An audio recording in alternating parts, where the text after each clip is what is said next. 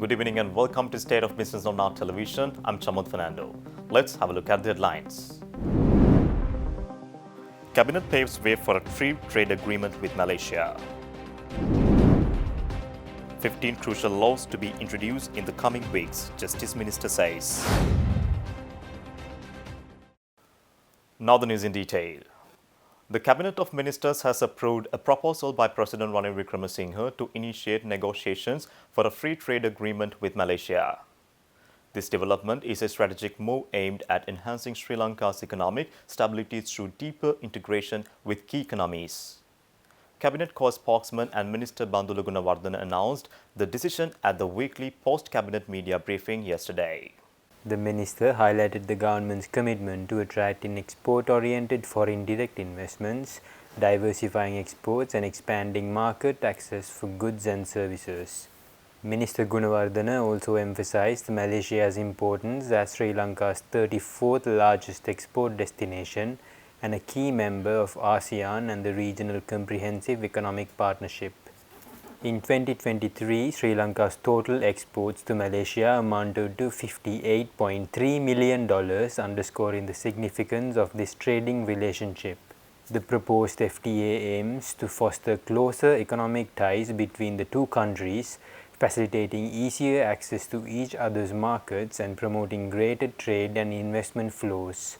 Sri Lanka has already signed FTAs with India, Pakistan, Singapore and Thailand, seeking to integrate within Asia, diversifying exports and protect and promote existing major export markets while attracting investments. Speaking at the Cabinet media briefing, Minister Bandula Gunawardena also said that the Cabinet has instructed the legal draftsman to expedite the completion of the bill for establishing the Sri Lanka Institute of Food Science and Technology, incorporating necessary amendments. The minister noted that initial approval for the preparation of the bill had been granted previously. Following this, the legal draftsman prepared the relevant bill and the Attorney General proposed several amendments. Minister Gunawardena highlighted the Institute's primary aim to advance food science and technology in Sri Lanka by promoting research, innovation and development in the sector. The swift completion and enactment of the bill will facilitate the establishment of this vital institution. The proposal, submitted by Agriculture and Plantation Industries Minister Mahinda Amaravira, received unanimous approval from the Cabinet of Ministers.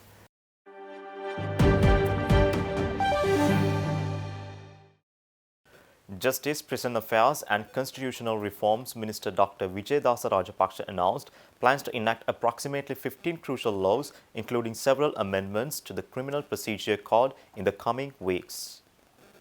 The minister said this speaking at a press briefing held at the Presidential Media Centre today. Minister Rajapaksa highlighted the progress made over the past 18 months with around 75 bills introduced and approved by Parliament. Among these significant reforms is the enactment of an Anti-Corruption Act designed to curb bribery, fraud, corruption and embezzlement in both public and private sectors, aligning with the UN Anti-Corruption Charter. Minister Rajapaksa also announced proposed amendments to the Primary Procedure Code and a new bill addressing marriage and regulations. Furthermore, the recently enacted National Hydrographic Act is set to be implemented next year, expected to generate over $50 million in revenue from vessels traversing Sri Lanka's maritime boundaries.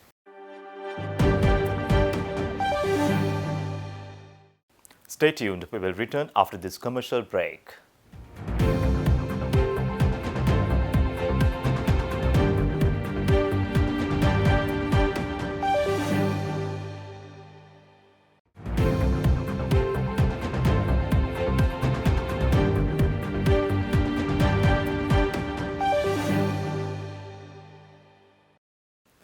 Welcome back. The United Nations Development Programme in Sri Lanka, in partnership with the Ministry of Finance Inland Revenue Department, University of Moratuwa and the National Innovation Agency of Sri Lanka, hosted the first ever National Tax Dialogue in Colombo on Tuesday. The event highlighted the importance of tax morale, social and fiscal contracts, fairness in taxation, transparency and accountability of revenue institutions and the digitalization of public service delivery. The dialogue launched research findings from Sri Lanka's first taxpayer perception study conducted collaboratively by the Ceylon Chamber of Commerce and UNDP. Over 100 stakeholders, including policymakers, legislators, bureaucrats, academics, professional bodies, private sector representatives, and civil society members gathered for the dialogue. Commissioner General of the Inland Revenue Department, W.A.S. Chandrasekhara, said that embracing innovative tax solutions is imperative for modernizing Sri Lanka's revenue systems. UNDP resident representative Vasusa Kubota said that Sri Lanka's economic crisis offers a historic opportunity to optimize the use of resources for the attainment of sustainable development goals.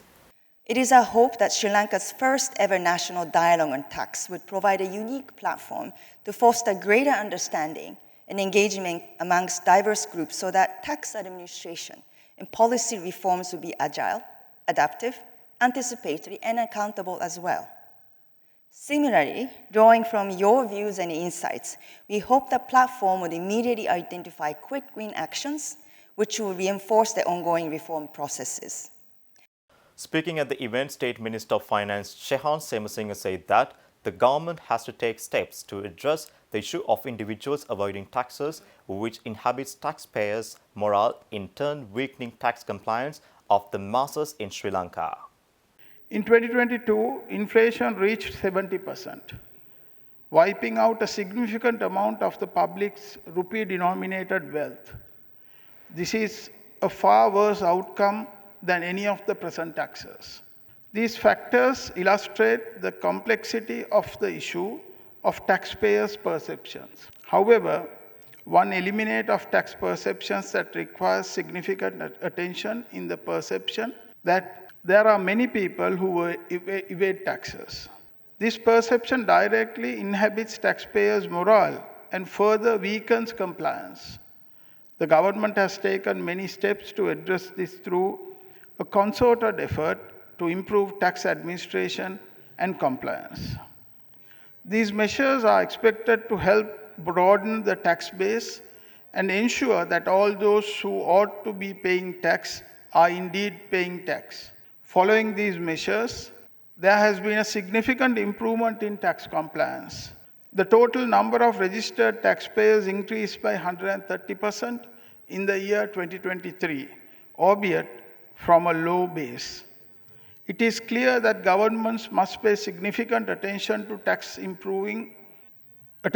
taxpayer perception and use the learnings from such finding frameworks, improving tax administration and tax compliance measures.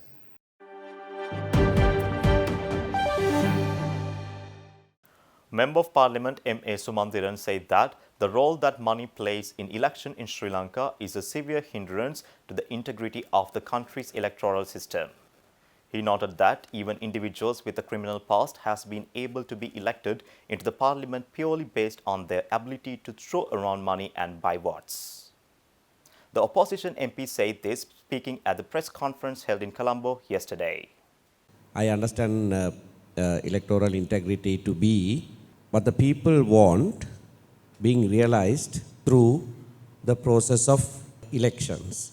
How efficiently or how well the will of the people is translated to what you have after the elections and how the government that is elected to office performs. The Election Commission by and large has acted with integrity. The problem is not there.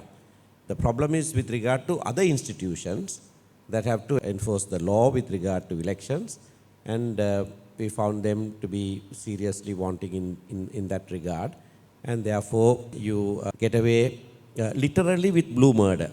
So you will have persons who are convicted of murder coming and taking oaths as MPs elected and so on. The role of money and politics of patronizing that kind of thing also seriously affects the electoral integrity, because politicians very quickly learn that you can buy votes. So when that happens, then there is no integrity electorally. The vote is cast for other reasons that are not honorable.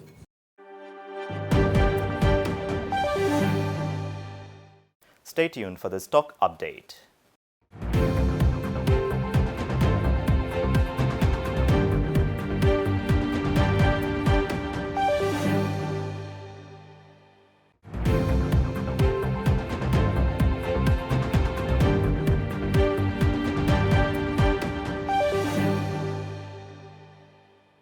Trading at Colombo Stock Exchange ended on negative notes today. The all-share price index dropped 31.0 points to close at 12,359.86 and the S&P SL 20 dropped 16.15 points to close at 3,670.16. The turnover was 1.8 billion rupees and over 57 million shares were traded. Up next are Forex rates.